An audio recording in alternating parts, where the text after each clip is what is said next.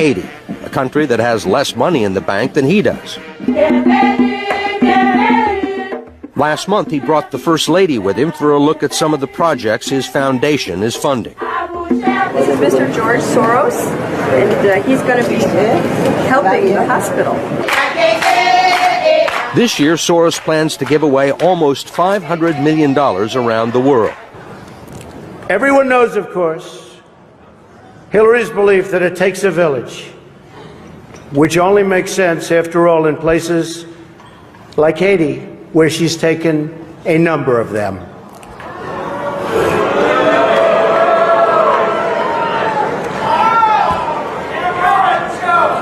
Thank you. In 2010, right after the devastating earthquake, 33 children were smuggled out of Haiti.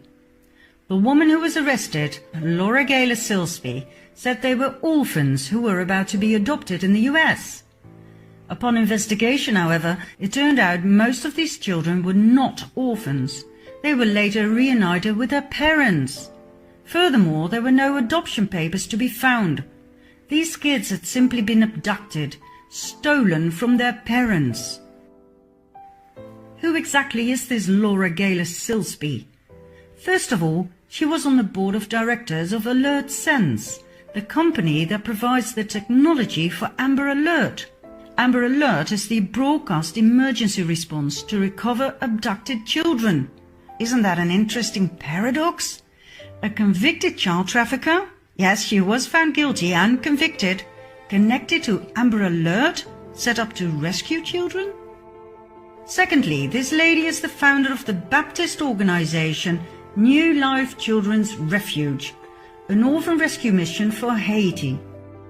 Sounds to me like she had a ways to smuggle children out of the country real easy. Nice cover. Last but not least, she's a close friend of the Clintons, who immediately paid for a lawyer, Jorge Puello, who himself is a convicted pedophile. He was arrested and convicted for leading an international human trafficking ring involving women and children. All of this came out into the open thanks to WikiLeaks that published the secret emails between the Clintons and Laura Gaylor Silsby. Let's continue with Haiti some more before moving on, shall we? Haiti was put in the limelight once again with the Oxfam scandal. Oxfam, known for its shops throughout the world for empowering women and for fighting poverty, was banned from Haiti following the 2010 earthquake. There were orgies with prostitutes, some of which were underage, in other words, with children. Leaked emails further confirm that $3 million were diverted from Haitian relief funds via the Clinton Foundation to pay for Chelsea's extravagant 2010 wedding. When Trump called Haiti a shithole, the whole world went mad. But he was right. What he referred to was what the so-called non-profit organizations had turned the island into after the earthquake. The Red Cross collected $500 million for Haiti, and all it did was build 6 houses. The Clinton Foundation ruthlessly misappropriated the earthquake donations from international donors and got away with it. Klaus Eberwein, a former government official of Haiti, due to testify about the Clinton corruption, was found dead with a bullet in his head only days before the trial on July 12, 2017. Monica Peterson, the young social anthropologist who went to Haiti to investigate human trafficking on the island and who tweeted some critical thoughts about the Clinton Foundation, was found dead by hanging shortly after, in November 2016. Her death was ruled suicide. And when surgeon Dr. Dean Lorek openly vented his disgust about the corruption by the Clinton Foundation that he himself witnessed while trying to save lives on the island, he too ended up dead. In December 2017, he was found on the bathroom floor of his apartment in New York with a knife in his chest. His death too was ruled suicide. But hey, let's not dwell on the many suicides surrounding the Clintons. Let's go back to one of Q's often repeated sentences. Symbolism will be their downfall. In 2007, the FBI released a bulletin with symbols used by pedophiles to identify their sexual preferences and to communicate where to find both each other and their prey. The blue triangles identify boy lovers, the pink hearts are for girl lovers, and the butterfly is for child lovers in general. These pedophile logos will indeed be their downfall. They are in plain sight, for they never thought people would wake up and see. And just like we saw with Amber Alert, it's the organizations that claim to protect children that actually use pedophile logos. For instance, the International Adoption Clinic. New Star Kafala, a Muslim adoption and child advocacy agency. This is the logo for their HOPE program, helping orphans progress emotionally. Then there's the Pacific Crest Trail Association. It changed its logo in July 2017 after the pedophile connection in the capital A was discovered by the public. Now, I'm not saying these organizations are proven pedophile dens. I'm merely pointing out the interesting choice of logo, which of course could be totally based on coincidence.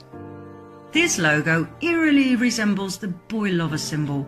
It was used by the Pierre Elliott Trudeau Foundation, set up by the Canadian Prime Minister Justin Trudeau in honor of his father. This logo was on the 2015-16 annual report. Then there's Elpida, a Canadian refuge charity. Elpida was founded by the Radcliffe Foundation, set up and owned by Frank Giustra. Now, apart from the interesting choice of logo, there are a few things about Mr. Giustra that fascinate me.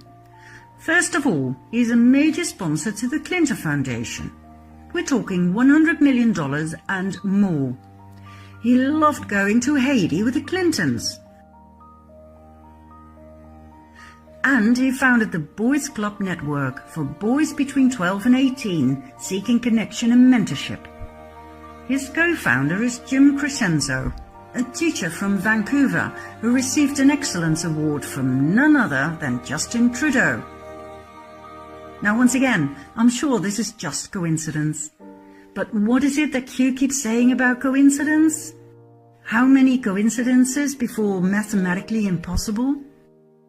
For someone who claims to be a decent family man, Justin Trudeau sure has some interesting friends. Take Christopher Ingvelson, a Canadian private school teacher, convicted for the possession and distribution of child porn.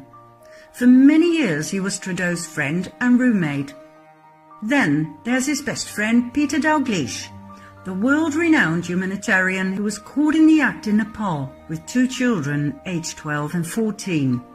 He was the founder of Street Kids International and the Trails Youth Initiative program. Now, I'm sure these programs do great things for kids, but why choose pedophile logos? And why are so many set up by registered and convicted pedophiles and sex offenders? I mean, if you're a pedophile, wouldn't it be great to have your own child protection program? To have access to all those lovely children to pick from? Mind you, these children often come from troubled backgrounds. Some have criminal records. Many suffered from neglect and abuse in early childhood. Easy prey, and no concerned, loving parents to protect them. I mean, look at CPS, the Child Protective Services.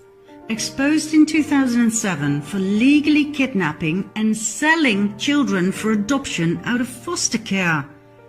The lady who exposed them, Congresswoman Nancy Schaefer, was murdered in 2010.